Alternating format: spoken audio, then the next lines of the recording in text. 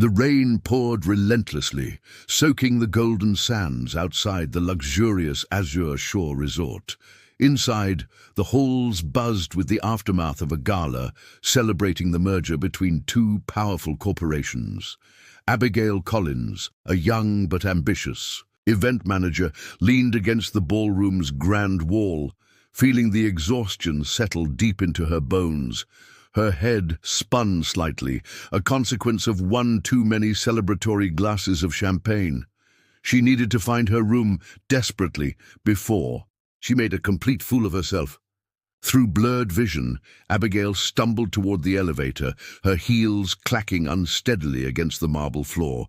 The numbers on the doors seemed to shift and blend together like a surreal painting. Room 712? Or was it 721? She muttered, under her breath, barely aware of her surroundings. Every fiber in her body screamed for sleep, logic fading into the background. When she saw a door ajar down the hall, she didn't question it. The room was dark and cool, the only light coming from the gentle moonglow filtering through the open balcony doors. Kicking off her shoes with a clumsy flick, Abigail dropped her clutch somewhere near the door and stumbled toward the bed like a moth to a flame. The mattress embraced her like a long-lost lover, and within seconds she surrendered to sleep. She never noticed the expensive watch and suit jacket neatly laid across the armchair. Morning arrived violently. Abigail stirred, the unfamiliar scent of cedarwood and crisp linen filling her nose. Something warm shifted beside her, causing her heart to lurch into her throat. Blinking the fog of sleep away, she found herself mere inches from a broad, bare chest. Her stomach twisted. Slowly, horrifyingly, her gaze traveled upward to the face of Ethan Blackwood, the infamously cold CEO of Blackwood Enterprises. Panic detonated in her chest like dynamite. She bolted upright, the luxurious sheets tangling around her legs, sending her sprawling ungracefully to the floor. "What the hell are you doing in my room?" she screeched, her voice cracking embarrassingly. Ethan, for his part, simply rubbed his eyes and stared at her, unimpressed and half awake. His voice was a low growl. "Your room?" Frantically scanning the room, now fully awake, Abigail saw the tailored suits, the gleaming laptop, the expensive leather briefcase, and realization hit her like a freight train. "Oh my God," she whimpered, covering her face with trembling hands. Ethan stood, grabbing a robe and tying it tightly around his waist. His icy stare bore into her, sharp and calculating. "You have 5 seconds to explain," he said, voice dangerously quiet. I was drunk. I thought this was my room." Abigail stammered, humiliation burning hotter than the morning sun pouring through the window. Ethan crossed his arms, studying her with a disdainful frown that would make a lesser woman crumble. "You could have woken up in bed with a stranger," he said, his tone dripping in disdain. "Lucky for you, I'm too exhausted to care." Still half-dazed, Abigail scrambled for her shoes, clutch and dignity all at once. She made it to the door, turning back only once. Ethan stood silently by the bed, the picture of composed fury, the robe hanging from his broad frame like a king's mantle. "This never happened," Abigail blurted before fleeing into the hallway, cheeks burning, heart hammering against her ribs like a caged animal. But fate wasn't ready to let her go that easily. As she rounded the corner toward the elevators, she ran smack into Natalie Green, her best friend and the company's top PR strategist. Natalie's mouth dropped open. "Why are you coming out of Ethan Blackwood's suite looking like a hurricane survivor?" she whispered harshly, eyes wide. Abigail froze, her mind racing, fumbling for a lie. "Long story," Abigail muttered, brushing past Natalie, desperately wishing she could melt into the carpet. Behind her, Natalie's curious gaze followed like a ghost she couldn't escape. Somewhere in the distance, a service bell chimed, an ominous note in the otherwise luxurious symphony of the resort. Abigail's stomach churned. This wasn't just a personal disaster. If anyone else had seen her, She knew Blackwood's reputation: relentless, untouchable, allergic to scandal. If word got out, it wouldn't just be her job on the line. It could dismantle an entire negotiation, months in the making. Inside Ethan's room, the man himself stood by the balcony, jaw tight, mind already racing 3 steps ahead. She was a liability now, or maybe, just maybe, an opportunity in disguise. Ethan picked up his phone and made a call, his voice clipped and decisive. "Bring me the Collins file, now." He wasn't the type to believe in coincidences. There was something about Abigail's face, something he couldn't quite place. As the ocean waves crashed against the shore outside, a new plan began to form in his mind, dangerous, calculated, and far more personal than he cared to admit. Meanwhile, Abigail collapsed into her own hotel room 2 floors down, slamming the door and locking it twice. She pressed her back against the door, sinking slowly to the floor. "This is a nightmare," she whispered to no one. But deep down, something else stirred, a tiny, unwelcome thrill she couldn't explain. She had crossed paths with Ethan Blackwood, and her life would never be the same again. And somewhere in the shadows of her spiraling panic, a dangerous, new game had already begun. The next morning, Abigail avoided every reflective surface in her hotel room, afraid to confront the disaster she had become overnight. Her hair was a tangled mess, her eyes bloodshot, and the elegant dress from the gala now resembled a crumpled napkin. She had always prided herself on control, professionalism, but now she was the subject of her own private humiliation. She gripped the edge of the bathroom counter, breathing deeply, willing the ground to open up and swallow her whole.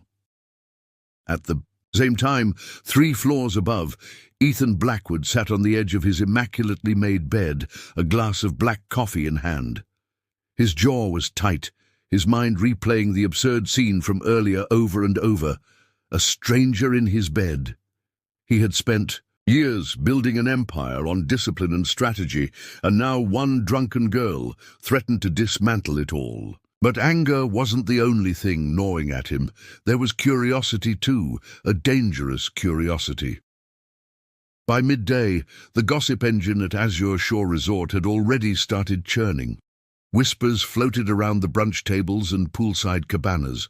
Someone had seen a woman leaving Ethan's suite at dawn. No one dared say it aloud, but the implication was clear, and Abigail Collins, blissfully unaware of the growing storm, sipped her 3rd coffee in the lobby cafe, still trying to pretend none of it had happened.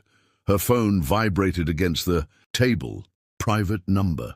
She hesitated, heart hammering. She answered with a tentative, "Hello?"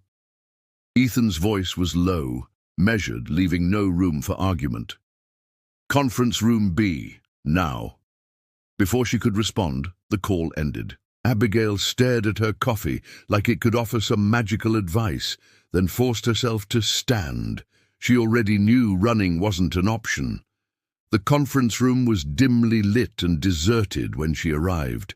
Ethan stood near the window, arms folded, silhouetted against the sunlight. His mere presence made her stomach twist into knots. He didn't speak immediately, just stared at her with a piercing gaze that stripped her down to her soul. "Sit," he finally said, gesturing to the chair across from him. She obeyed, cheeks burning. "You realize what you've done?" His voice was calm but lethal, like a blade wrapped in velvet. Abigail swallowed hard. "It was a mistake, I swear, I didn't—" Ethan held up a hand, silencing her. "Mistakes have consequences, Miss Collins, especially when they involve me." Abigail gripped the arms of the chair to steady herself. She had never felt so small, so vulnerable. "But no one really knows, right?" she asked, trying and failing to keep the desperation out of her voice. Ethan's lips twitched into something that might have been a smile had it not been so humorless. "People saw you, and people talk." Abigail buried her face in her hands, mortified beyond reason. "I'll quit," she blurted out. "I'll leave the company after the merger's complete. You won't have to see me again." Ethan's jaw tightened. Running away won't erase what happened. He stepped closer, and Abigail instinctively shrank back in her chair. Besides, he added, voice dropping lower, you might be useful. Abigail blinked, confused. Useful? Ethan paced slowly around, the room like a predator circling prey. The investors admire stability. They trust relationships. Appearances matter, Miss Collins. The realization hit her like a punch to the gut. You want me to pretend we're together? Ethan stopped pacing, meeting her eyes squarely. Only until the merger is finalized. No one gets hurt, no scandals. And afterward, we walk away.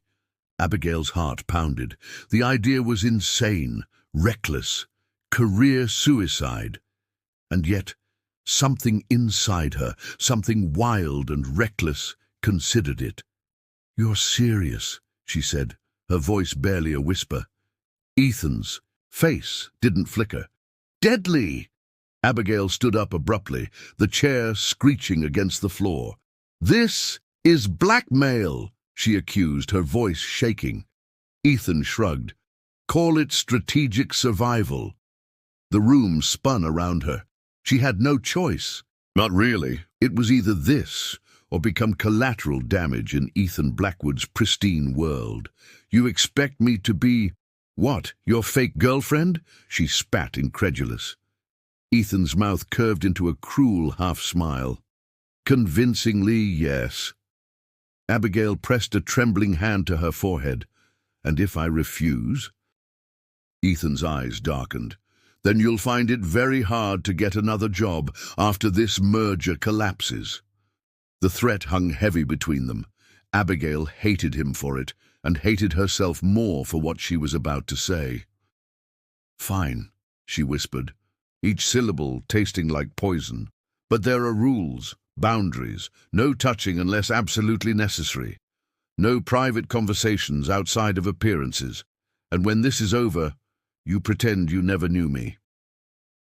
Ethan stepped closer, towering. Over her, exuding that intoxicating mix of danger and power.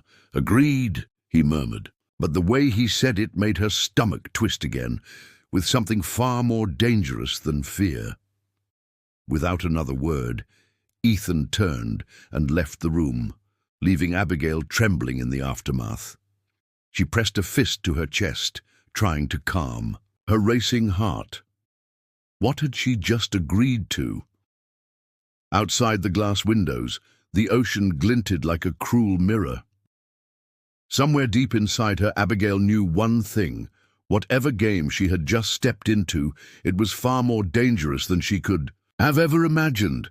And somehow, a small, treacherous part of her didn't want to run away. The day felt unusually heavy as Abigail walked through the resort's gleaming corridors, every polished surface reflecting her own unease back at her.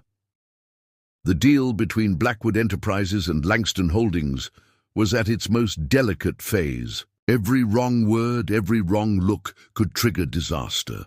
Abigail kept her head down, praying she would remain invisible. But invisible was the last thing she had become. At the poolside bar, conversations buzzed like angry wasps.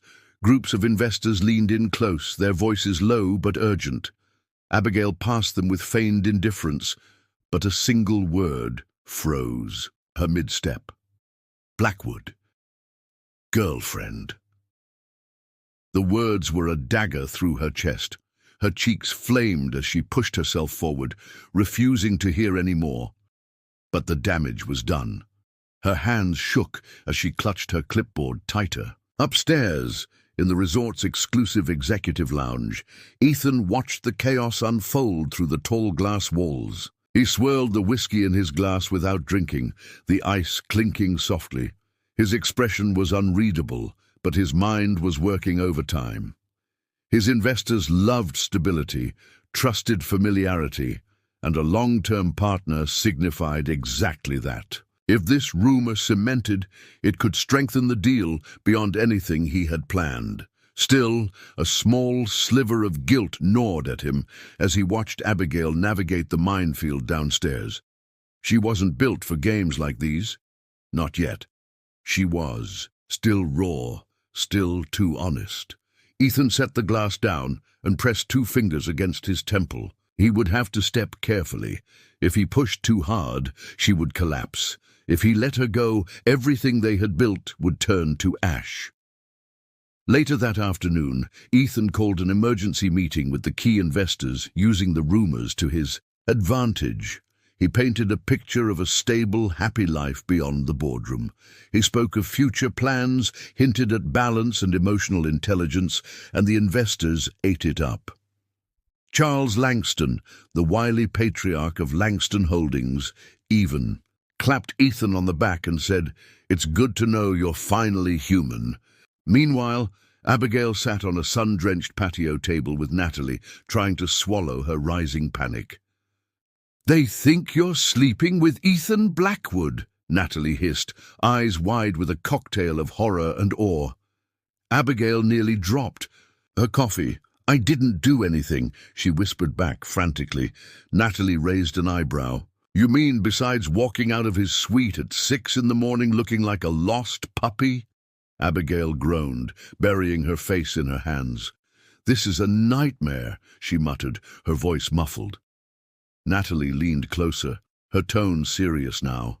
"Look, Abby, whether it's true or not, people are believing it. You need to control the narrative, or you'll lose whatever reputation you have." Abigail looked up, fear gleaming in her wide eyes. "Control it how?" Natalie smirked wickedly. "Simple. Play the game." The words haunted Abigail as she changed into a professional yet approachable outfit for the evening cocktail party. She hated playing games. She hated lies. But maybe, just maybe, surviving in this world meant becoming someone she wasn't. She stared at herself in the mirror, whispering, "You can do this, just pretend, just survive." It sounded hollow, even to her own ears. When she stepped into the cocktail lounge, all heads turned. Conversations faltered, glasses paused mid-air. Abigail forced a polite smile onto her face and walked with purpose toward the bar, feeling every gaze burn into her skin. Out of the corner of her eye, she saw Ethan rise smoothly from his seat, moving toward her like a shadow. Her heart hammered against her ribs in panic. Without missing a beat, Ethan slid an arm casually around her waist and murmured close to her ear, "Smile, Miss Collins." Abigail obeyed, mechanically curving her lips upward. To the room, they must have looked perfect, polished, charming, successful. To Abigail, the moment felt like stepping into quicksand, where every move could sink her deeper. Ethan's touch was light but possessive, and she hated that part of her didn't want him to let go. Charles Langston approached them with a wide, knowing grin. "Mr. Blackwood, Miss Collins," he said warmly, "I see we were right to trust that. Your partnership extends beyond the boardroom." Abigail stiffened, but Ethan squeezed her waist almost imperceptibly, anchoring her. "It's been a very fortunate collaboration," Ethan said smoothly, his voice dripping with double meaning. Abigail forced herself to nod, praying her face didn't betray the chaos inside her. The evening blurred into a dizzying array of handshakes, polite laughter, and champagne flutes. Each smile felt more brittle than the last. Abigail barely noticed when the party began winding down, the investors congratulating Ethan, the merger, now seemingly inevitable. She excused herself to the balcony, desperate for fresh air. The cool night breeze hit her like a slap, and she clutched the railing tightly, trying not to collapse. Ethan found her there minutes later. He didn't speak right away, just stood beside her, both of them staring out over the dark sea. Finally, he said, almost gently, "You did well tonight." Abigail laughed bitterly, the sound broken. "I lied." "To everyone," she said, voice shaking. Ethan's gaze was unreadable. "Welcome to my world," he said softly, and for a terrifying moment Abigail wondered if she was already losing herself. The waves crashed endlessly below them, white and furious, against the rocks. Abigail closed her eyes and made a silent promise. She would survive this. She would not be a pawn in anyone's game, not even Ethan Blackwood's, no matter how much her heart betrayed her, no matter how intoxicating the danger became. One way or another, she would take back control. Abigail woke the next morning, feeling like she had aged a decade overnight. Her body was heavy, her mind foggy with exhaustion and self-doubt. She sat on the edge of her bed, staring at her bare feet, wondering when exactly her life had spun so completely out of control. She wasn't supposed to be here, tangled in corporate lies, pretending to be someone's puppet. And yet, here she was. A sharp knock at the door startled her. She pulled on a robe hastily and cracked the door open to find Ethan standing there, impeccable as always in a tailored suit, looking as though he hadn't lost a second of sleep. His gaze traveled over her disheveled appearance without a hint of amusement. "Get dressed," he said curtly. "We have a breakfast meeting. Together." The door closed before Abigail could even process the command. She stood there for a moment, heart hammering, before dragging herself into motion. As she got ready, she fought the instinct to rebel. She could tell Ethan to shove his precious merger and walk away from all of this. But she wouldn't. Not because she was weak, but because somewhere deep inside, she understood the stakes. By the time she arrived in the lobby, Ethan was already waiting, scrolling through emails on his phone. Without looking up, he said, "Smile." Abigail forced a grimace onto her face that probably looked more like a death rictus than a smile. Still, Ethan offered his arm. After a painful moment of hesitation, she took it, and together they walked toward the restaurant like the power couple the investors believed them to be.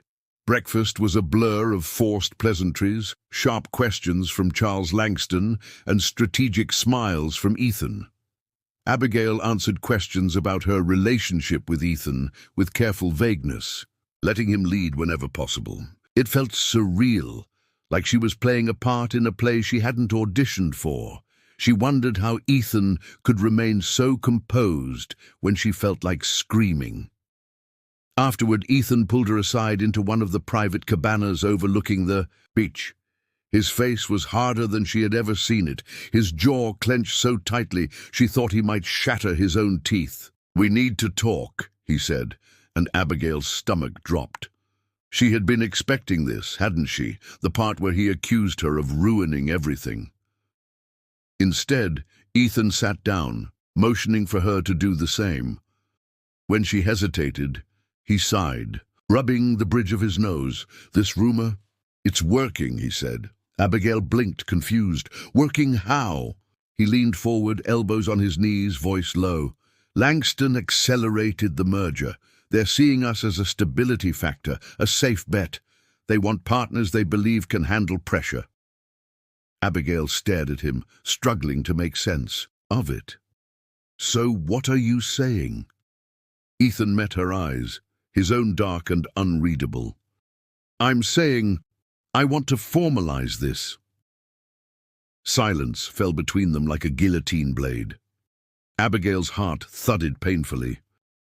"Formalize?" she repeated, voice barely a whisper. Ethan nodded once. "We become an official couple, publicly." The world tilted on its axis. Abigail shook her head, as if to physically dislodge the insanity from her brain. "You can't be serious." Ethan's mouth tightened. "I'm completely serious. It's the smartest move we can make to ensure the deal closes without risk." Abigail laughed, bitter and incredulous. "Smart? This is madness, Ethan. You want me to fake a relationship with you long-term?" Ethan stood, looming over her, radiating power and certainty. "Think of it as an investment," he said coolly. Abigail stood too, anger rising to replace her fear. "An investment? In what exactly? Your reputation? Your ego?" For a moment, something flickered across Ethan's face. Pain. But it was gone. Too fast, to be sure. "In survival," he said simply. She wanted to scream at him. She wanted to walk away and never look back. but a small, traitorous voice inside her whispered that she wasn't ready to give this up. Not yet. Ethan extended his hand toward her, palm open, offering not affection but a deal. Abigail stared at it like it was a snake poised to strike. "Think carefully," Ethan said, his voice almost gentle now. Abigail's pulse pounded in her ears. Her life before Ethan had been safe, predictable, boring. Her life now was dangerous, reckless, thrilling. She hated herself for hesitating, but she knew the truth. She had already crossed the line the moment she walked into his room that night. She could not pretend she hadn't changed, not anymore. With a trembling hand, she reached out and placed her palm against his. Ethan's fingers closed around hers with a quiet finality. The deal was sealed. There was no turning back now. She was officially part of Ethan Blackwood's world, a world where survival meant deception, ambition, and carefully controlled passion. And in that moment, standing in the warm glow of the morning sun, Abigail realized something else too. Something infinitely more dangerous than the deal they had just made. She didn't want to escape anymore. The agreement hung in, the air between them, fragile and combustible like a spark waiting for gasoline. Ethan's grip on her hand was firm, but not possessive, and Abigail couldn't decide if that made it better or worse. She pulled away first, folding her arms across her chest like armor. Ethan's eyes flickered with amusement, or was it something darker? Either way, he was already calculating the next move. "We need ground rules," Abigail said, trying to inject authority into her shaky voice. Ethan nodded slowly, as if humoring a child. "Of course," he said, infuriatingly calm. "By all means, Miss Collins, set your terms." Abigail bristled at his tone, but pushed forward. "No unnecessary physical contact unless in public," she began. "No staying in each other's rooms. No crossing boundaries." Ethan's mouth quirked into a smile, a slow and dangerous thing. "Boundaries," he repeated thoughtfully. "You'll find those can be flexible, under pressure." Abigail narrowed her eyes. "Not mine," she snapped. Ethan inclined his head slightly, accepting the challenge, or perhaps simply filing it away as a future battle to win. "Fine," he said smoothly. "Anything else?" "Yes," Abigail said, lifting her chin. "We keep personal information out of it. No sharing real feelings, no real intimacy, strictly appearances." Ethan's expression didn't flicker, but something unreadable passed through his gaze. "Very well," he said after a pause. "A business arrangement, nothing more." For some reason, the words stung more than she expected. They spent the next hour mapping out fake memories, planning anecdotes that could withstand casual questioning, how they met, what their first date was like, their favorite memories together. It felt surreal, rehearsing lies about stolen glances and candlelit dinners that had never happened. And yet, with every shared laugh, every accidental brush of fingers, it became harder to remember that it was all just pretend. When their training session ended, Abigail felt drained. Her face ached from smiling, her throat was dry from too many words spoken in half-truths. Ethan stood, adjusting the cuff of his crisp white shirt with mechanical precision. "First appearance as a couple is tonight at the investor dinner," he said. "Be ready." Abigail nodded mutely, already dreading the evening ahead. Alone in her suite, Abigail paced restlessly. She caught her reflection in the mirror and barely recognized the woman staring back at her, someone who looked poised, polished, and completely lost. She touched her fingers to her lips, wondering if Ethan would try to kiss her tonight for show.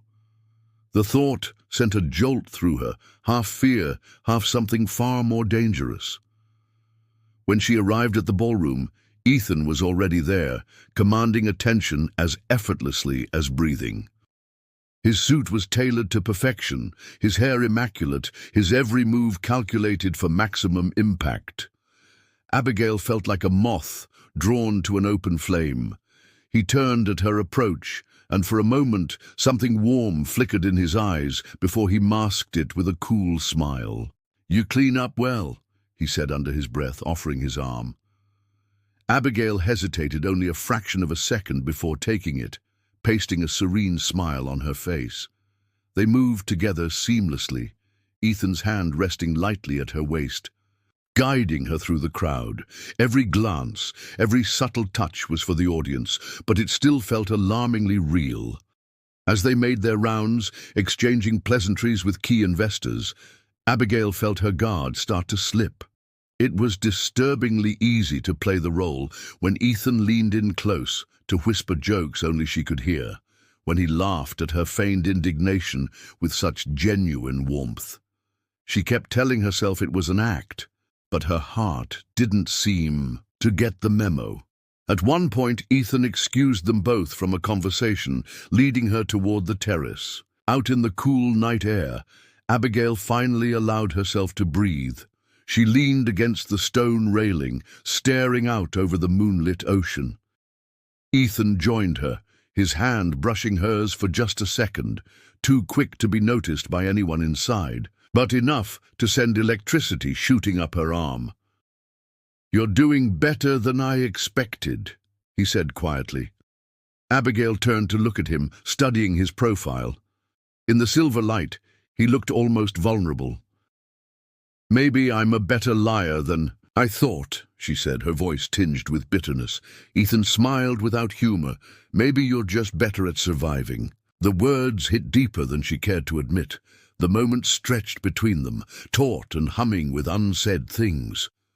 Abigail opened her mouth to respond, but was interrupted by a group of investors calling them back inside. She straightened, her posture, smoothing her dress, pushing down the mess of feelings swirling inside her chest. There would be time for emotions later. For now, she had to survive the night. As they re-entered the ballroom, Ethan's hand found the small of her. Back again, the touch light but possessive. Abigail's skin burned where his fingers brushed. She gritted her teeth, reminding herself this wasn't real.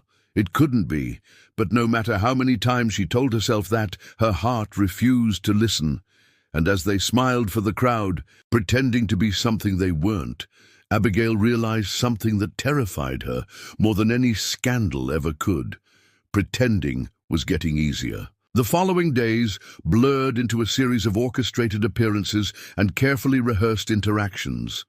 Abigail found herself living a double life, smiling, laughing, touching Ethan's arm in public, while privately constructing walls around her heart. But it was becoming harder to tell where the lies ended and something terrifyingly real began. Every stolen glance felt heavier. Every casual touch lingered longer than necessary. Late one evening, after another exhausting gala, Abigail slipped away to the resort's empty library. The heavy scent of old books and polished wood offered a rare sanctuary. She curled into a leather armchair, finally letting her mask crack. Her heart ached in a way she couldn't explain. Was it guilt, fear, or was it something far more dangerous? Hope. She hadn't been alone long when Ethan found her. He didn't say a word, just sank into the chair opposite hers and watched her with an intensity that made her skin prickle. Abigail shifted uncomfortably under his gaze. "What are you doing here?" she asked, her voice sharper than intended. Ethan shrugged, his expression unreadable. "Making sure you don't disappear." The words hit harder than they should have. Abigail looked away, pretending to study the spines of the books lining the shelves. "You don't have to babysit me," she muttered. Ethan leaned forward, elbows resting on his knees. "Maybe I'm not here for the merger anymore," he said softly. Abigail's stomach twisted painfully. She wanted to believe him. God, she wanted it too much. "Don't," she whispered, shaking her head. "Don't say things you don't mean." Ethan's jaw tightened. "You think I don't mean it?" His voice was low, dangerous. Abigail lifted her eyes to meet his, and for the first time she saw something. raw and vulnerable, staring back at her. Fear clawed at her chest, because if this wasn't just an act, then what the hell were they doing? Before either could say another word, a loud knock echoed through the hallway, shattering the fragile moment. They both jumped, startled back into reality. Abigail stood abruptly. "We should go," she said, her voice brittle. Ethan hesitated a second too long before nodding. Without another word, they left the library, the tension between them thick enough to drown in. The next morning, Abigail woke to find a single white rose outside her door. No note. No explanation. Her fingers trembled as she picked it up, bringing it to her nose. It smelled faintly of salt and rain. She didn't have to wonder who sent it. Part of her wanted to storm into Ethan's room and demand answers. The other part, the traitorous part, wanted to keep pretending it was normal. At breakfast, Ethan acted as if nothing had happened. He discussed logistics, upcoming investor meetings, and merger timelines with cold efficiency. Abigail matched his tone, refusing to show any sign of weakness. But underneath the professional facade, a silent war raged between them, a dangerous battle neither dared name. That afternoon, while finalizing documents in the resort's business lounge, Abigail accidentally brushed Ethan's hand, reaching for a pen. The contact was brief, accidental, and yet it sent a jolt of electricity up her arm that left her breathless. Ethan froze too, just for a split second, before clearing his throat and sliding the pen toward her with exaggerated casualness. They said nothing, but everything changed after that. Small touches became harder to avoid. Lingering looks stretched too long. Conversations dipped into dangerous territory without warning. And through it all, Abigail found herself walking a razor-thin line between caution and surrender, between survival and something dangerously close to love. One night, unable to sleep, Abigail wandered down to the beach. She kicked off her shoes, letting the cold surf wash over her feet. Staring out into the endless dark horizon, she tried to remind herself why she was here. It was all fake, a means to an end. She repeated the words over and over like a prayer, but they tasted like lies. A soft sound behind her made her turn. Ethan stood there, hands in his pockets, eyes unreadable. Neither spoke. They simply stood side by side, the waves crashing at their ankles, the night folding them into its endless, suffocating darkness. And for once, silence said more than words ever could. Without thinking, Abigail reached for his hand. Ethan didn't hesitate. His fingers closed around hers like it was the most natural thing in the world. They stood like that for a long time, bound together by something neither of them dared name yet, something deeper, something irreversible. And as the tide rose around them, drowning the footprints they left behind, Abigail finally understood the truth she had been running from. The lines weren't just blurred anymore, they had disappeared completely. Days melted into nights at the resort, and Abigail found herself falling into a rhythm she hadn't anticipated. Mornings were spent at investor meetings, evenings at social events, and nights were the worst.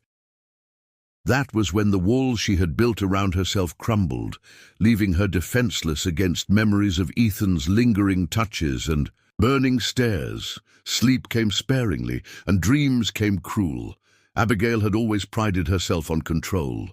It was how she survived in a corporate world eager to devour the weak. But now, each moment spent with Ethan chipped away at that control like water eroding stone. She hated how easy it was to slip into the role he had crafted for them, hated more how a small part of her craved it, craved him. At breakfast the next morning, she tried to act normal. She spoke only when necessary, keeping her answers short, her eyes focused on her plate. Ethan noticed, of course. He noticed everything. After the third time she avoided his gaze, he leaned closer, his voice a low murmur only she could hear. "What's wrong, Abigail?" His use of her first name sent a ripple through her chest. Nothing, she replied too quickly, stabbing her fruit salad with unnecessary violence. Ethan chuckled under his breath, a sound both infuriating and magnetic. "You're a terrible liar," he said. Abigail bit back a retort, focusing instead on the steady rhythm of her breathing. She couldn't afford another slip, not when her heart was already betraying her at every turn. After breakfast, they met with Charles Langston to finalize details about the merger celebration event. Abigail kept her head down, taking notes, avoiding looking at Ethan unless absolutely necessary. But he didn't make it easy. He found reasons to brush his fingers against hers while handing documents, reasons to lean in just a little too close when explaining logistics. Every accidental touch set her nerves on fire. By the afternoon, Abigail had had enough. She cornered Ethan outside the main conference room, her fists clenched at her sides. "Stop it!" she hissed under her breath. Ethan raised an eyebrow, feigning innocence. "Stop what?" She glared at him, refusing to back down. "You know exactly." "What?" "This isn't a game, Ethan." His smile faded, replaced by something more serious, more dangerous. "You think I'm playing?" he asked quietly, stepping closer. Abigail's pulse spiked. "Aren't you?" she whispered, voice trembling despite herself. Ethan's hand came up, not touching her, just hovering near her cheek. "Not anymore," he said. Abigail's breath caught in her throat. She wanted to step back. She wanted to run, but her feet stayed rooted to the ground. Before anything more could happen, footsteps echoed down the hallway, forcing them apart. Abigail turned sharply and walked away without looking back, her heart pounding so loudly it drowned out everything else. She barely made it back to her room before collapsing against the door, her hands shaking. This was spiraling out of control, and she had no idea how to stop it. That evening, she forced herself to put on the navy blue dress Ethan had picked for the gala. She didn't know why she obeyed. Maybe part of her wanted to please him. Maybe part of her wanted to see his face when he saw her. Either way, when she walked into the ballroom, the effect was immediate. Conversations faltered, heads turned, and Ethan forgot how to breathe. He crossed the room in 3 long strides, his gaze locked on hers like a man possessed. "You're stunning," he said. "No pretense, no performance." Abigail felt herself blush under the intensity of his gaze. "Don't start," she whispered harshly, but her voice lacked any real venom. Ethan smiled slightly, offering his arm. "Shall we?" For once, she didn't hesitate. Throughout the evening, Ethan was different, softer somehow, protective. He steered conversations away when they veered too personal. He made sure her glass was always full, but never pushed her to drink more than she wanted. He touched her only when necessary, but every touch was deliberate, reverent, as if memorizing her. It terrified her how much she wanted to believe it was real. Later, after the speeches and the congratulations, Ethan pulled her onto the dance floor. The music was slow, mournful, the kind of melody that seeped into your bones. Abigail stiffened, at first, but Ethan's hand at her waist was steady, his touch grounding. "Relax," he whispered near her ear, his breath warm against her skin. And somehow she did. They swayed together under the glittering chandeliers, moving in perfect synchronization. Abigail closed her eyes for a moment, letting herself pretend that it was real, pretend that she wasn't just another pawn in a high-stakes game, pretend that Ethan Blackwood wasn't capable of breaking her heart with a single careless word. When the song ended, neither moved. They stood there, wrapped in each other, breathing the same air. And for the first time, Abigail allowed herself to admit the truth she had been fighting for days. She was falling for him, and she had absolutely no idea what she would do about it. The night should have ended quietly, with polite goodbyes and handshakes, and Abigail retreating safely to her room. That's how she planned it, at least. But life with Ethan Blackwood was never predictable. As they made their way toward the exit, an investor, a key one, caught sight of them and called out loud enough for the whole ballroom to hear, "Give her a proper kiss, Blackwood." The crowd, already tipsy and celebratory, erupted into encouraging laughter and applause. Abigail froze, every cell in her body screaming to run. Ethan glanced at her, his expression unreadable. She could see the wheels turning behind his eyes.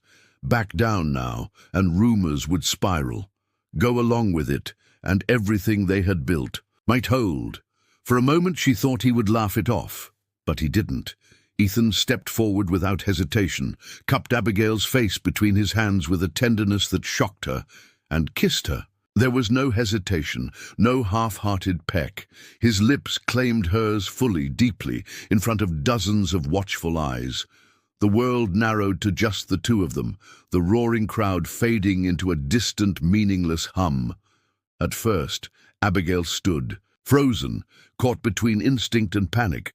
But then something primal took over. She melted into him, her hands finding the front of his jacket, clutching it like a lifeline. The kiss deepened, stealing the breath from her lungs, igniting a wildfire she hadn't even known was waiting inside her. It was reckless. It was dangerous. It was everything. When they finally pulled apart, the ballroom erupted into cheers and whistles. Abigail's face burned, but she forced a bright smile onto her lips, playing the role she had been assigned. Ethan kept his arm firmly around her waist, anchoring her. He leaned down, whispering against her ear, "I'm sorry." She didn't know if he meant for the kiss or for the chaos it had unleashed inside her. They made a swift exit after that, navigating the corridors like fugitives escaping a crime scene. Abigail didn't speak until they reached the elevators, where she whirled to face him, her chest heaving. "What the hell was that?" she demanded. Ethan's face was carefully blank. "Damage control," he said simply. Abigail wanted to scream at him, wanted to slap the calm off his face. "You didn't have to do that," she hissed. Ethan's jaw flexed, a rare crack in his stoic armor. "Yes, I did," he said, his voice low and rough. "They needed to see something real." Abigail blinked, furious and confused. "Real? You call that real?" Ethan stepped closer, the air crackling between them. "I didn't fake that, Abigail," he said, his voice barely more than a whisper. The elevator doors opened, and before she could respond, Ethan stepped inside, leaving her standing frozen in the hallway. Abigail pressed her palms against her burning cheeks, trying to make sense of what had just happened. The kiss had felt real, too real, and that terrified her more than anything else that had happened so far. She wandered the resort aimlessly for what felt like hours, trying to calm the hurricane inside her chest. But no amount of deep breathing or rational thought could erase the memory of Ethan's mouth on hers. It haunted her, a brand seared into her soul. And the worst part was, she didn't know if she hated him for it or hated herself for wanting more. Later that night, back in her room, Abigail paced like a caged animal. She needed distance. She needed control. She couldn't afford to let her feelings spiral out of control. She was here to survive, to protect her career, not to lose herself in a dangerous fantasy. Yet every time she closed her eyes, she could still feel the ghost of Ethan's kiss. The next morning, she avoided him as much as possible. She slipped into meetings late, left early, always finding an excuse to stay on the opposite side of the room. Ethan didn't chase her. He didn't push. He simply watched her with that quiet, infuriating patience, like a predator giving his prey enough rope to hang itself. During a midday break, Abigail found herself cornered by Natalie, who had obviously heard about the kiss. "So," Natalie drawled, sipping her iced coffee. "Anything you want to tell me, lover girl?" Abigail groaned, rubbing her temples. "It wasn't like that." Natalie raised an eyebrow. "Didn't look fake from where I was standing." Abigail's stomach twisted painfully. "You're falling for him," Natalie said, not unkindly. Abigail shook her head vehemently. No, no, this is just circumstances, proximity, stress. Natalie smiled knowingly. Keep telling yourself that.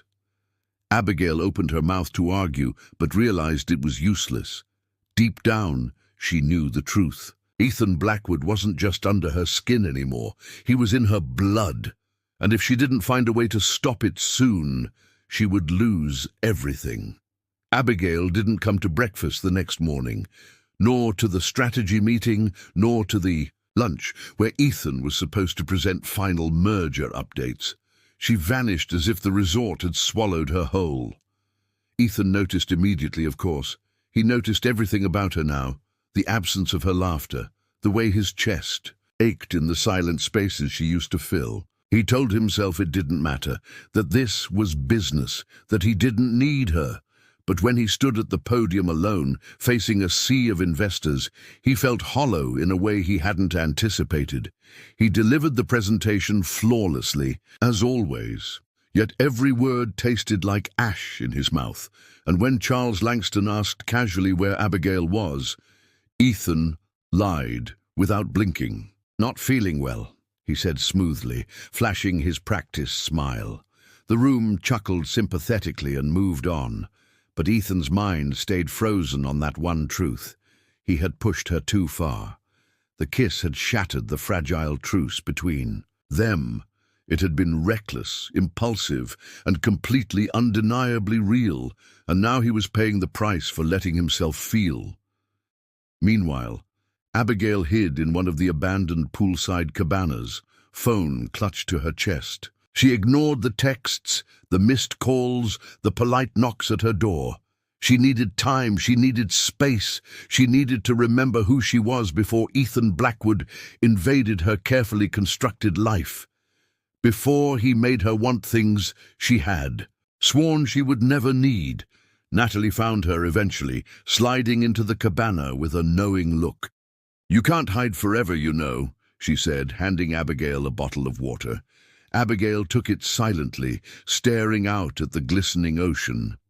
"Maybe not," she whispered, "but for now, I have to." Natalie didn't push. She simply sat beside her, offering the kind of quiet friendship that didn't demand explanations. Hours later, back in her suite, Abigail finally gave in and checked her phone. One message stood out among the others, simple and direct. "Ethan, come to the terrace, please." The please gutted her more than any command ever could. She stared at the message for a long time, torn between the past she was trying to cling to and the future that terrified her beyond reason. Eventually, curiosity, or weakness, won. She found him on the terrace overlooking the ocean, bathed in the soft orange light of sunset. Ethan turned when he heard her footsteps, relief flashing across his face before he masked it with careful indifference. "I was beginning to think you'd left," he said, voice low. Abigail crossed her arms. "Maybe I should have." He didn't argue. Instead, he leaned against the railing, staring out at the endless waves. "You're angry," he said simply. "You have every right to be." Abigail laughed bitterly. "Do I? Or is this just another manipulation, another chess move to get what you want?" Ethan's shoulders stiffened. "I never meant to hurt you," he said. Quieter this time. Abigail's throat burned. "Then why does it feel like you did?" Ethan turned to her then, his face open, vulnerable in a way she had never seen. "Because I stopped seeing this as a game," he admitted. The words hung between them, raw and dangerous. Abigail shook her head, blinking back tears. "It doesn't matter," she whispered. "It's too late." He stepped closer, but she backed away instinctively, the distance between them a physical wall. "Please, Abigail," Ethan said, and this time there was no command in his voice, only a plea. "Don't shut me out!" Abigail pressed her palms against her eyes, struggling to hold herself together. She couldn't afford to trust him. She couldn't afford to trust herself. "I need space," she said finally, voice breaking. Ethan closed his eyes as if absorbing a physical blow. When he opened them again, he nodded. If that's what you want. Abigail swallowed hard, nodding once. It is. It was a lie, but it was the only way she knew how to survive. She turned and walked away without looking back, leaving Ethan standing alone on the terrace as the sun disappeared below the horizon. The distance between them wasn't just physical now, it was emotional. It was absolute. It was necessary, and it was breaking both of them apart. The silence between them stretched over the next day like a funeral shroud.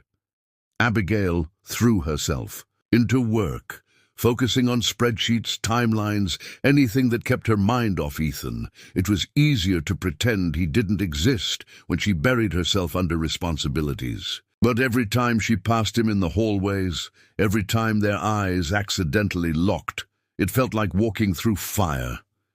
Ethan, for his part, respected her distance, at least on the surface. Behind closed doors, he was a storm barely contained. He knew he had pushed too hard, too fast, but something inside him, a gnawing certainty, refused to let her go. Not now. Not when he had realized she was the only real thing in a world full of transactions and lies. It was during a late-night meeting with Charles Langston that fate decided to play its cruel hand. They were finalizing documents in the conference lounge when Charles, flipping through old partnership files, chuckled. "You know," he said, "your girl saved your ass once, before you even knew her." Ethan looked up sharply, the words slicing through the haze of exhaustion. What do you mean?" he asked, his voice dangerously low. Charles laughed again, oblivious. 3 years ago, Blackwood Enterprises almost lost the Holt Technologies account because of a missed compliance detail. Some junior staffer caught the error last minute and corrected it before it hit the board. Name was Abigail Collins. Funny coincidence, huh? The world tilted on its axis. Ethan's heart stopped for a full beat. He remembered that near disaster. It had been a pivotal moment for his company, one that had secured their future expansion. And all this time, Abigail. She had saved him long before he ever laid eyes on her, and he hadn't even known her name then. He barely heard the rest of the meeting. His mind raced, piecing together fragments of memory, the unsigned reports, the corrected drafts that had appeared like magic. He had credited the legal team at the time, too arrogant to imagine it had been the work of a single low-level assistant. A stranger who had cared enough to fix a mistake she had no obligation to fix. The realization hit him like a tidal wave. Abigail had always been the difference, even when he hadn't deserved it, especially when he hadn't deserved it. He had been blind, and now, standing on the edge of losing her, he finally saw everything clearly. And for the first time in years, Ethan Blackwood felt something terrifying. Regret. That night, he couldn't sleep. He paced his suite like a caged animal, the memories of every interaction with Abigail playing on an endless loop. He thought of her laughter, her stubbornness, the fire in her eyes when she challenged him. How could he have been so blind? He needed to tell her. She deserved to know. But when he knocked on her door just past midnight, there was no answer. He waited, heart hammering, but the silence mocked him. Defeated, he slipped a note under her door instead. "Meet me at sunrise, the terrace, please." Abigail found the note when she returned from her late walk along the beach. She stared at it for a long time, heart warring with mind. Every instinct told her to ignore it. Every scar she carried told her not to trust him. But something deeper, a pull she couldn't explain, dragged her out of bed when the sky was still dark and filled with stars. When she stepped onto the terrace, Ethan was already there, silhouetted against the first hint of morning light. He turned at the sound of her footsteps, his face raw, unguarded. For a moment, neither spoke. The ocean roared in the distance, the world holding its breath. Finally, Ethan broke the silence. "You saved me," he said simply. Abigail frowned, confused. What are you talking about? Ethan stepped closer, pulling a crumpled file out of his pocket. 3 years ago, Holt Technologies, the merger almost collapsed. You caught it, you fixed it, you saved my company before you even knew who I was. Abigail's mouth fell open. She remembered the night vividly, the long hours, the frantic corrections, the decision to send it anonymously because no one would have listened to her anyway. She had told herself it didn't matter, that doing the right thing didn't need an audience, and now here he was, looking at her like she was the only thing that had ever made sense. I owe you everything, Ethan said, his voice rough with emotion. Abigail blinked back tears, her heart breaking all over again. I didn't do it for you, she whispered. I did it because it was right. Ethan smiled, a small, broken thing. That's exactly why you're the only person I've ever trusted. The first rays of sunlight broke over the horizon, bathing them both in gold. And in that fragile, fleeting moment, Abigail realized something she had fought so hard to deny. She wasn't just part of Ethan's story, she had always been his. Beginning. The final morning at Azure Shore Resort dawned with a sharp chill in the air, as if the world itself held its breath for what was about to unfold. Abigail stood in front of the mirror, adjusting her blazer with trembling hands. Today was the day. The merger contracts would be signed, solidifying months of work, lies, and unspoken emotions. And after that, who knew? Ethan had kept his distance since their sunrise meeting, respecting the fragile boundary she had drawn between them. Yet every glance, every fleeting touch, buzzed with electricity. Abigail had no idea how she would survive the day without crumbling under the weight of it all. She squared her shoulders, forcing herself into the role she had chosen, professional, detached, untouchable. The conference room buzzed with excitement when she arrived. Investors filled the polished oak table, chattering like eager birds. Charles Langston sat at the head, beaming proudly. Ethan stood near the window, his silhouette rigid, hands clasped behind his back. He didn't look at her. She didn't look at him. They both knew better than to invite disaster in front of witnesses. Documents were passed around. Pens clicked. Glasses clinked. When Ethan's name was called to sign, he stepped forward without hesitation, the very picture of confidence. Abigail felt a painful twist in her gut. This was everything they had worked for. This was the victory they had lied, schemed, and bled for. So why did it feel so hollow? When the last signature was sealed with a handshake, the room erupted into cheers and applause. Champagne flowed. Congratulations were shouted across the table. Abigail smiled and nodded where appropriate, but inside she felt like a ghost trapped in her own skin. She watched Ethan from across the room, wondering if he felt the same gnawing emptiness. Charles clinked his glass for attention. "And of course," he said, eyes twinkling mischievously, "we must thank the couple who made all of this possible." A round of laughter followed, and everyone turned expectantly toward Ethan and Abigail. Trapped, they stepped closer together, smiling for the crowd. Ethan's hand brushed the small of her back, a gesture of ownership or protection. She couldn't tell which. As the crowd toasted to their future happiness, Abigail leaned in just enough for only Ethan to hear. "Is this what you wanted?" she whispered, bitterness lacing her voice. Ethan's smile didn't falter, but his eyes darkened. "Not like this," he murmured back. Before she could ask what he meant, Charles proposed a group photo, pulling them apart once again. The rest of the morning passed in a blur of flashbulbs, speeches, and shallow congratulations. By noon, the investors had begun to scatter, returning to their normal lives, leaving Abigail and Ethan behind in the wreckage of what they had created. They found themselves alone in the now silent conference room, the smell of champagne lingering in the air. For a long moment, neither spoke. Then Ethan broke the silence, his voice rough. "You could walk away now," he said. "No obligations, no games." Abigail stared at him, heart hammering. "And if I do?" she asked. Ethan met her gaze steadily. "I'll let you go," he said, "if that's what you want." The problem was, she didn't know what she wanted anymore. Walking away meant safety, stability, a return to the carefully constructed life she had built for herself. Staying meant risking everything, her career, her heart, her very sense of self.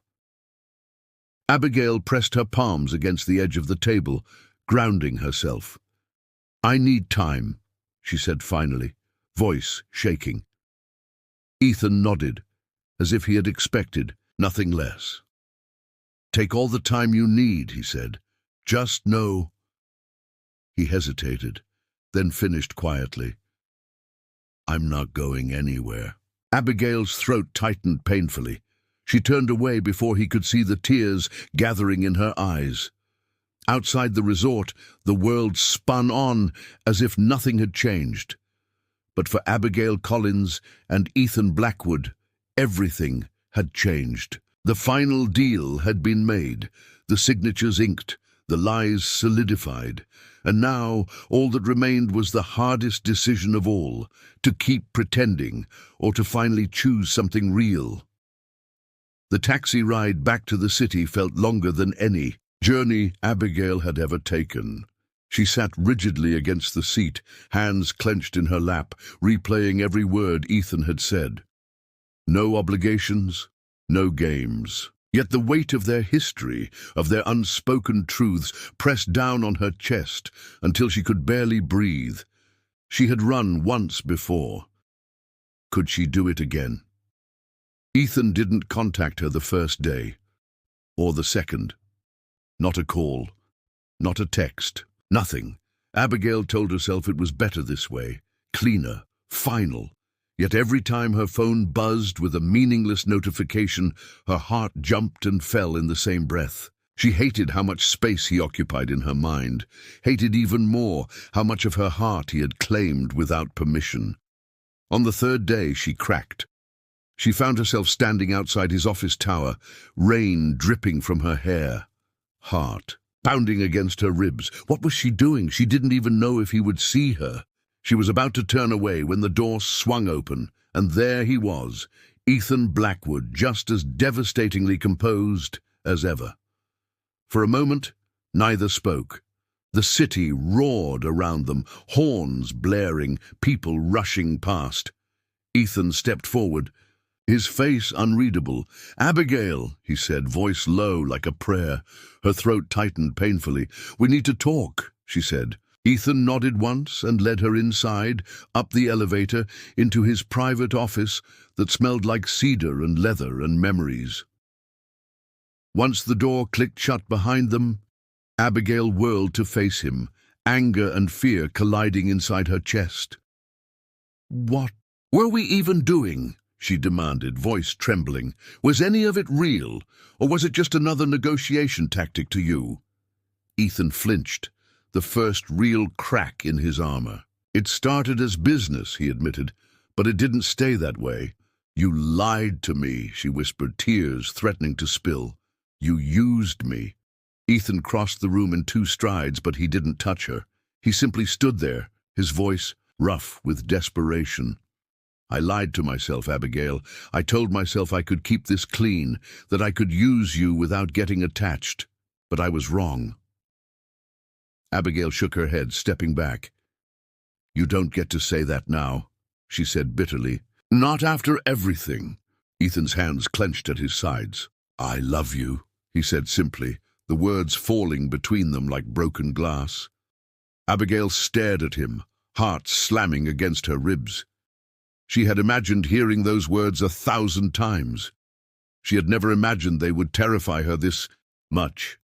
"Love isn't enough," she whispered, her voice cracking. "Not after all the lies, not after all the games." Ethan's face twisted in pain. "Then tell me what is enough," he said fiercely. "Tell me what I have to do, and I'll do it." Abigail blinked back, tears shaking her head. "I don't know," she said brokenly. "I don't know if anything can fix this." Ethan stepped closer, slowly, as if approaching a wounded animal. I don't want the merger. I don't want the investors. I don't want any of it if it means losing you, he said. I'll walk away from all of it, right now. Just say the word. Abigail's breath hitched painfully. He meant it. She could see it in his eyes. But was it enough?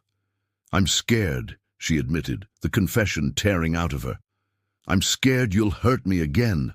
I'm scared I'll lose myself in you. Ethan reached out, brushing a lock of damp hair from her face with trembling fingers. Then be scared, he said softly. But don't run away. Not this time. The office seemed to shrink around them, the walls pressing closer. Abigail closed, her eyes trying to silence the war raging inside her. Logic told her to leave. Pride screamed for self-preservation. But her heart had already chosen. It had chosen the night she walked into the wrong room. It had chosen when Ethan kissed her in front of the world. Slowly, Abigail opened her eyes and met Ethan's gaze. If we do this, she said, voice shaking, it's on my terms, no lies, no games, total honesty, even when it's hard. Ethan nodded, a raw smile breaking across his face. Anything, he said hoarsely, everything. Abigail swallowed hard, reaching out to thread her fingers through his. For a long, breathless moment, they simply stood there, tethered together by hope and fear and everything in between. And in that fragile silence, Abigail realized something that made her knees tremble. Sometimes love isn't about safety. Sometimes love is about risking everything and jumping anyway. The decision wasn't a magic switch that made everything easy. Trust didn't bloom overnight like some miracle flower. It grew slowly, painfully, watered by awkward conversations and long silences. Abigail and Ethan didn't fall into old rhythms. They had to build something entirely new, brick by uncertain brick, and sometimes those bricks felt heavier than they could carry. Their first dinner after the confrontation was almost painfully formal. They sat across from each other at a small Italian restaurant, menus open, but neither truly reading. Ethan fidgeted with his cufflink, a rare show of nerves. Abigail twisted the stem of her wineglass until her fingers hurt. Finally, Ethan broke the silence. I'm terrified, he said simply. Abigail blinked, startled. You? She asked, a half smile tugging at her lips. Ethan chuckled without humor. I've built empires, negotiated billion-dollar deals, but sitting across from you... He shook his head, voice rough. Nothing's ever scared me more. Abigail felt a lump rise in her throat. Maybe they weren't so different after all. Maybe fear was just the tax love demanded from the brave. They started small. Ethan asked her about her childhood. She told him about summers spent reading in the library, about how she used to dream of being a journalist before life pushed her into corporate survival. Abigail asked Ethan about his. He spoke of lonely boarding schools, of learning early that trust was a weakness, not a strength. Their scars weren't the same, but they recognized each other's pain. One evening, after too much wine and too much honesty, Abigail asked the question she had been avoiding. Why me, Ethan? His answer was immediate, fierce. Because you see through me, he said. Because you never wanted anything from me but the truth, and because when everything else felt hollow, you made me feel alive again. Abigail swallowed the tears burning behind her eyes. Still, trust was fragile. There were moments when old fears reared their heads, when a sharp glance or a careless word opened old wounds. They fought sometimes, loud, messy, human fights, but they apologized too. They learned. They didn't pretend it was easy. They chose each other anyway, again and again. Abigail moved into Ethan's penthouse slowly, one drawer at a time, first a toothbrush, then a book, then a sweater that mysteriously ended up draped over his leather armchair. Ethan never commented, never pushed. But one night she found a second toothbrush beside his, a silk robe hanging in his closet, and she realized he had already made space for her before she even asked. Work was complicated. Publicly, the merger had gone through flawlessly, and investors celebrated their golden couple. Privately, they kept their real relationship quiet. It wasn't about hiding, it was about protecting what was fragile, sacred. Abigail refused to become a pawn again. Ethan refused to let the world poison what they had fought so hard to build. One afternoon, while finalizing post-merger paperwork, Abigail caught Ethan staring at her across the table. She raised an eyebrow. "What?" Ethan smiled, slow and wicked. "Just wondering how I got so damn lucky." Abigail rolled her eyes but felt her heart stutter in her chest. Maybe luck had nothing to do with it. Maybe it was about surviving the fire and choosing each other after the ashes settled. Natalie, of course, noticed immediately. "You're different," she said one day over coffee. Abigail laughed. "Is that a good thing?" Natalie smirked. "Depends. Are you happy?" Abigail thought about it, really thought about it. "I'm terrified," she admitted, "but yeah, I think I'm happy." Natalie clinked her coffee cup against Abigail's, with a grin. "Welcome to the real world, honey." One evening, curled up on the penthouse balcony with a blanket wrapped around them, Ethan asked, "If you could go back to that night, the night you stumbled into my room, would you change anything?" Abigail thought about it, the memory sharp and sweet. "I'd probably wear better pajamas," she teased. Ethan laughed, low and rough, and pressed a kiss against her temple. "But no," she added more seriously, "I wouldn't change a thing." Ethan's arms tightened around her. "Neither would I," he whispered. And in the quiet that followed, surrounded by the hum of the city and the warmth of each other, they both knew that sometimes the biggest mistakes led to the most beautiful beginnings. There were still battles ahead, old habits to break, new fears to face, but for the first time neither of them wanted to face them alone. Abigail rested her head against Ethan's shoulder, feeling the steady beat of his heart beneath her ear. A rhythm she could trust, a home she hadn't even known, she was searching for until she found it. Love, she realized, wasn't about the absence of fear. It was about choosing to leap anyway, and this time she was ready to fly. The city was colder than Abigail remembered. She shivered as she walked down the crowded sidewalk, scarf pulled tight around her neck. Life outside the resort felt louder, harsher, more real. Yet for the first time in a long time, she didn't feel like she was drifting through it alone. Somewhere behind the noise, behind the endless rush, there was Ethan, and he was waiting for her.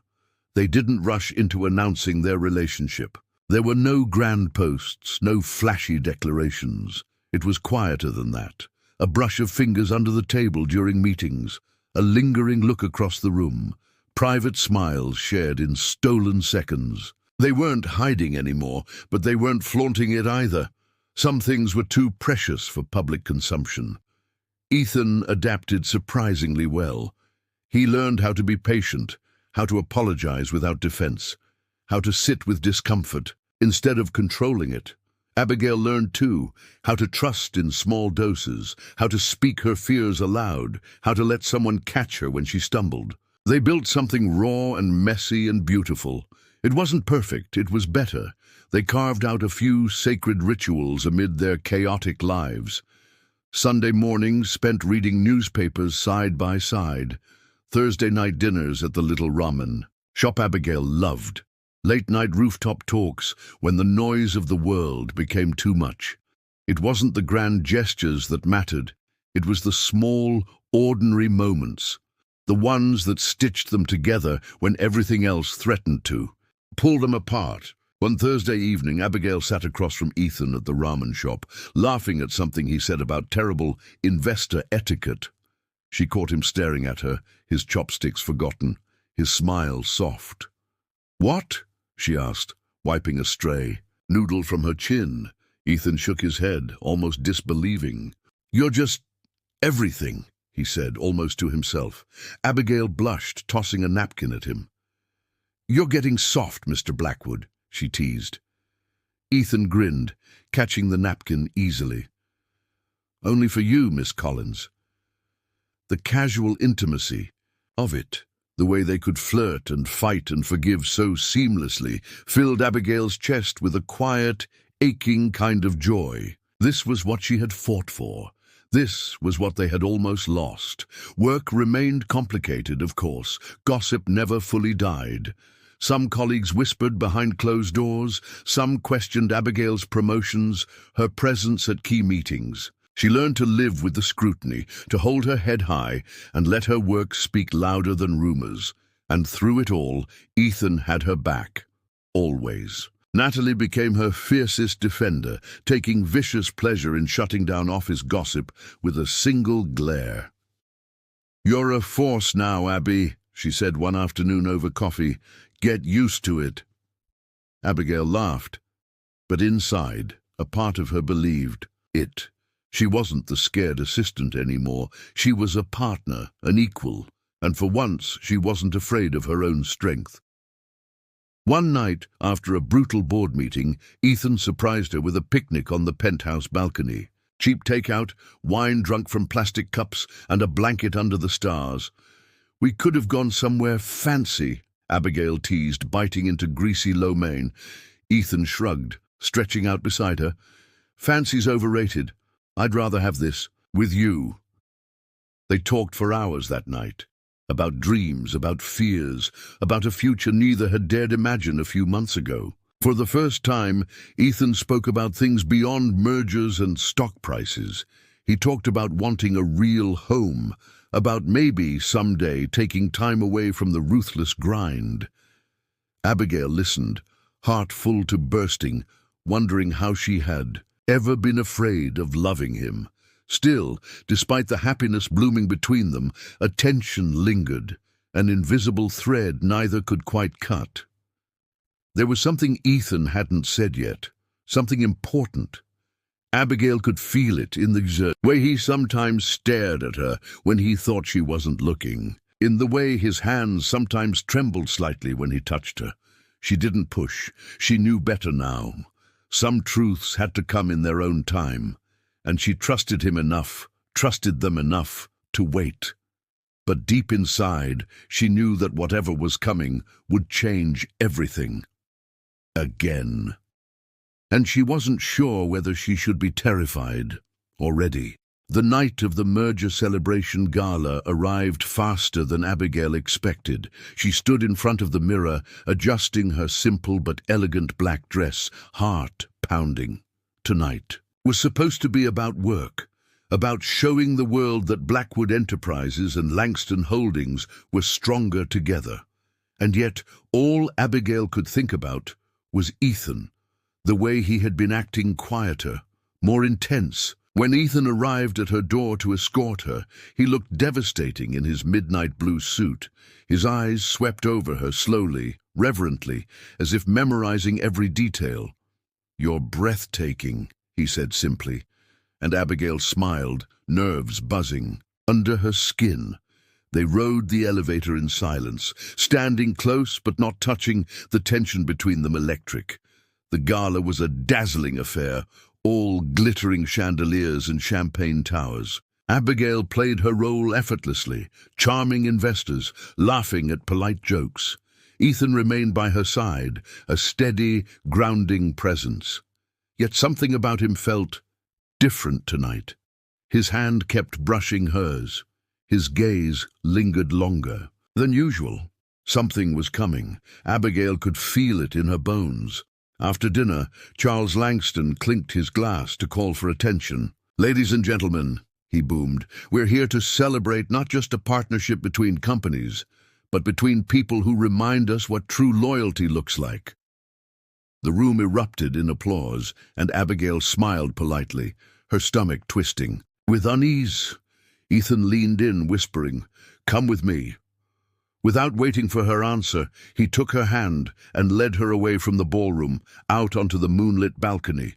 The city glittered around them, 1,000 lights blinking against the Dark sky. Ethan turned to face her, his expression open, vulnerable.